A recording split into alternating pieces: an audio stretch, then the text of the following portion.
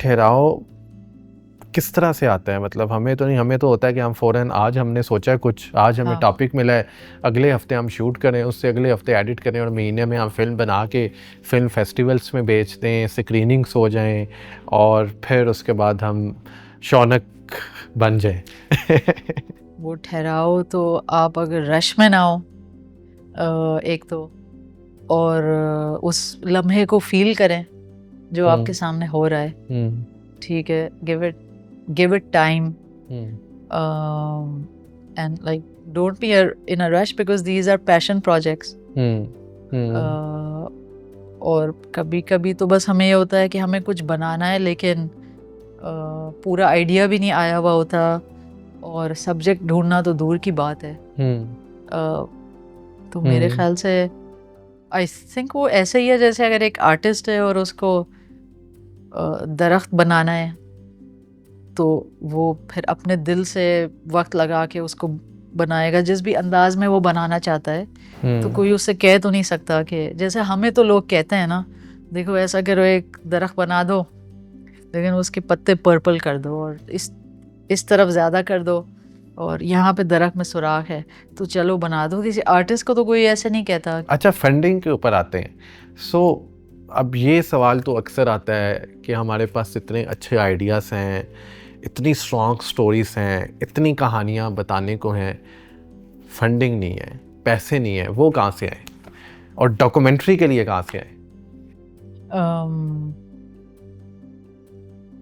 Grant लिखना सीखना होगा और इसीलिए तो सालों लग जाते हैं एक अच्छी डॉक्यूमेंट्री फिल्म बनाने में।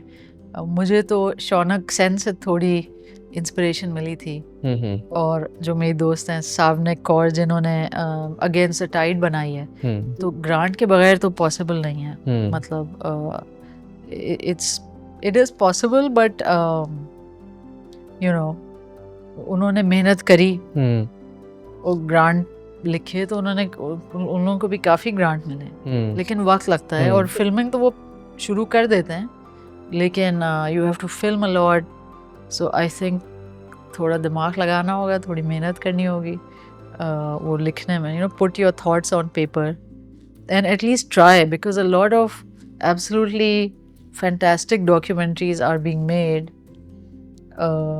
Through going through the grant route. तो आई थिंक उसका भी ट्राई करते रहना चाहिए और आप वैसे भी बना सकते हैं। इटफा पे जो एक फिल्म को टॉप अवार्ड मिला था अबाउट डॉग्स, वो 2 स्ट्रीट डॉग्स के बारे में, समवेयर इन साउथ अमेरिका। और असल में वो जो फिल्म मेकर्स हैं वो भी मेरे फेवरेट फिल्म मेकर्स में से हैं। देयर अ कपल और वहाँ पे आई थिंक चिली में उन्होंने कहीं पे एक स्केटिंग पार्क था जहाँ टीनेजर्स स्केटिंग करते हैं। तो कभी कभी होता है ना, आप कुछ सोच के जाते हैं, आगे जाके कुछ चेंज हो जाता है आपका माइंड, तो वो भी सही है। वो चाहते थे एक फिल्म बनाएं। इनफैक्ट उन्होंने शायद वो बताते हैं ग्रांट्स के लिए भी I have met them you know at इटफा। मैं एक दफ़ा गई थी तो फिल्में ही देख रहे थे।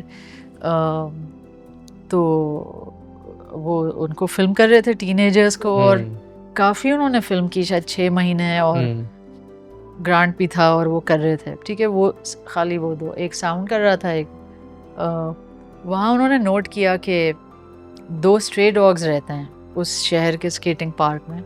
उनको वो इतने इंटरेस्टिंग लगे कि उन्होंने छोड़ दिया उन टीनेजर्स को, नए सिरे से फिल्म किया और उन कुत्तों की कहानी है और उसमें कोई इंटरव्यू नहीं है, कोई वो नहीं। और वो फिल्म है वो बड़े स्क्रीन पे देखी थी and I have never enjoyed watching something more in my life.